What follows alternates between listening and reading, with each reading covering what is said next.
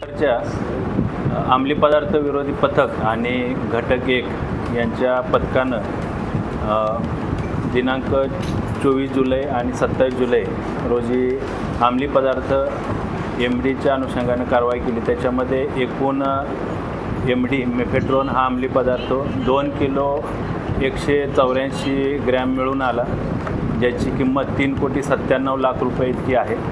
अंमली पदार्थ विरोधी पथकाचे पोलीस हवालदार हरीश तावडे यांना गोपनीय माहिती मिळाली होती की इरफान शेख राहणार उलवे तालुका पनवेल जिल्हा रायगड हा ठाण्यामध्ये MD मेफेड्रोन हा अंमली पदार्थ विक्रीसाठी येणार आहे।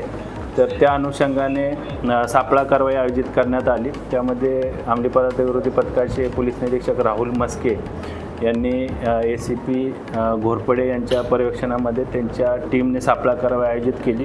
त्याच्यामध्ये इरफान शेख याला ताब्यात घेतले। त्याच्याकडून 1 किलो 522 ग्रॅम MD हा अंमली पदार्थ जप्त करण्यात आला, ज्याची किंमत 3,04,00,000 आहे।